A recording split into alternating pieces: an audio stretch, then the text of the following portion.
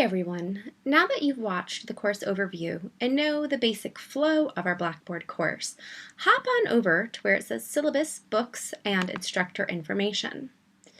In this section, you'll find some pertinent information about how to contact me in the instructor information, the book that we'll be working from, as well as the syllabus.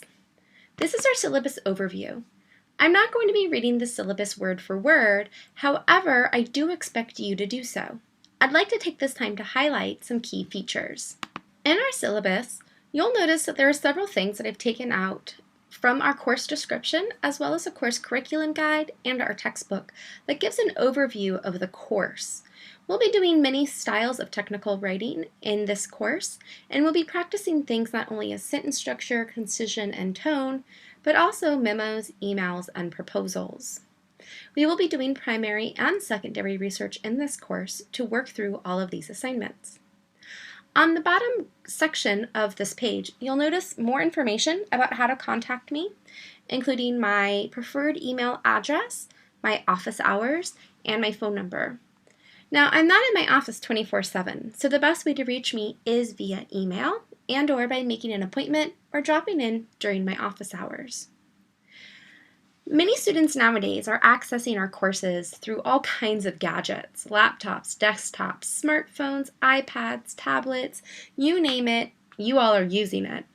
However, for those of you that have the Blackboard app versus going in through a laptop or a desktop, you'll notice that things are quite different from the layout to the design, all that stuff.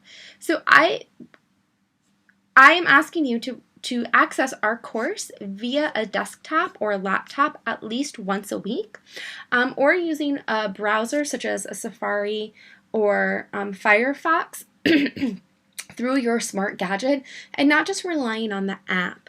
When students rely on the app, it's really easy for them to miss things. So make sure that you're checking in through a desktop and or laptop, or at least an internet browser from a smart device. Now on the next two pages, you get kind of all that nitty-gritty information. Things such as academic integrity, which is plagiarism and or cheating. I am sure none of you will do this. I do expect you to cite all of your work and always note when you're using ideas, words, images, etc. from another source. Again, I don't expect this to be an issue, but there are severe consequences if this is an issue. So when in doubt, cite it out.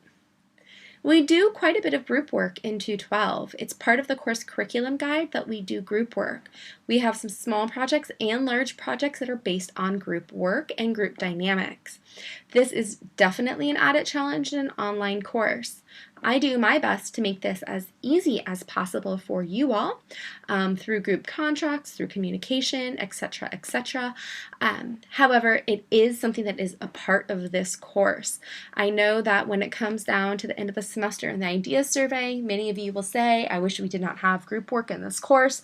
However, it is something that is mandated that we do. So unfortunately, I don't have control over that, and I do try to make it as painless as possible. We do quite a bit of reading and a ton of writing in this course, which means that you are responsible for doing something every week. It's your job to negotiate when you're spending your time, where you're spending your time, and how you're spending your time on this course. I will not withdraw you from this course. You are required to do so. Therefore, if you do appear on the roster at the end of the semester, but you have stopped working in the course, maybe halfway through, you will receive an F for the course. Please make sure you read the section on incompletes. Now, if you look on page 3 in the blue box, there's some really important policies and information in here. I do expect you to log in several times a week to check the course, to check our blog, to make sure you're staying on top of assignments. It's really easy to fall behind in an online class, and it's rather challenging to get caught up.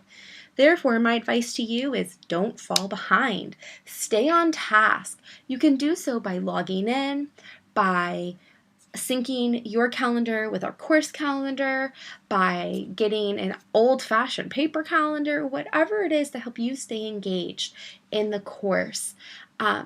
I also do not accept late work, and there's many reasons for this. All of us have things going on in our life. We all have challenges and we all have time constraints. You are more than welcome to submit work early. I encourage you to do so, especially if your life is chaotic or busy. However, work is not accepted late.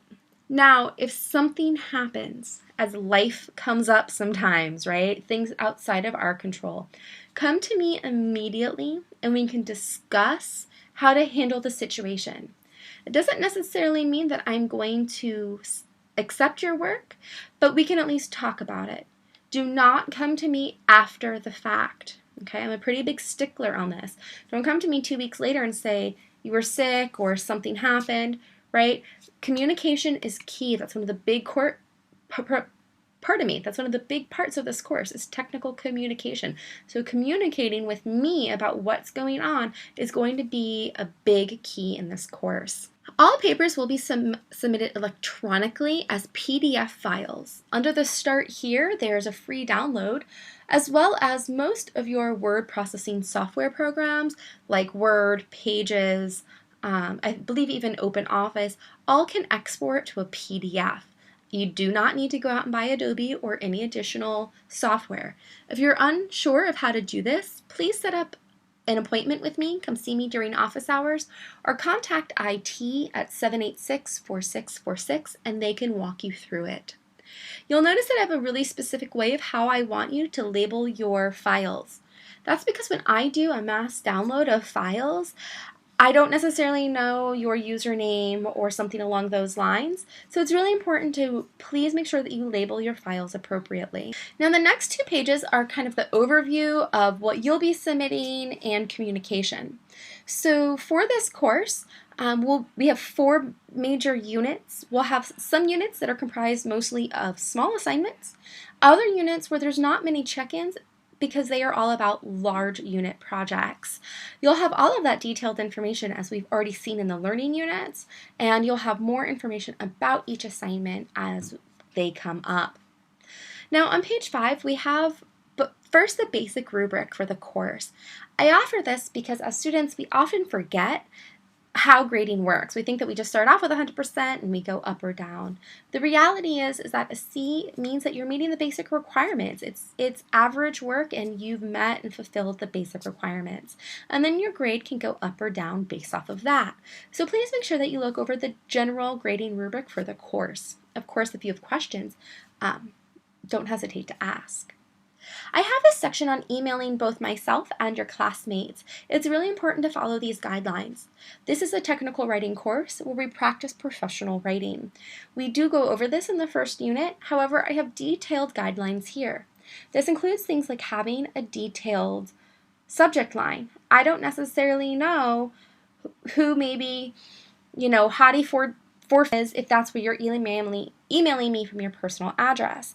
I don't necessarily know who QR7X9 is, or maybe your username at the beginning of the semester. So it's really important to have a detailed subject line. It's also important that in the body of your email that you're professional in your communication. Please don't address me as hey. You can address me as hello, Instructor Caldwell. You should have a descriptive body. If something is confusing to you, please let me know specifically what it is. Basically saying that I don't understand Unit 3 doesn't give me a lot to work with as far as directing you. So having clear content will help me help you. And then don't forget to sign off. Again, because I don't necessarily know who your username is, especially at the beginning of the semester, it's really important that you have a signature, and that is your name at the bottom. Now, I do take 24 to 48 hours to respond. Sometimes those responses will come much quicker than that, but I say that because I want you to make sure that if we have a deadline that's coming up, I may not get to it in enough time. So that means to work ahead of time, so that way we don't run into any issues. On the final page, I have the points breakdown as well as our generic course calendar. Now this calendar may change depending on how fast or how slow we move through a unit. If I find that we need some additional time to work on something, I may push some dates back. So make sure that you're really focusing on the learning unit itself, but this is a good overview guideline for where I hope that will be throughout the semester. Now, as always, if you have any questions, don't hesitate to ask. Once you've read over this syllabus in detail and you've watched the course video overview, please go ahead and hop into Unit 0 and take the syllabus quiz.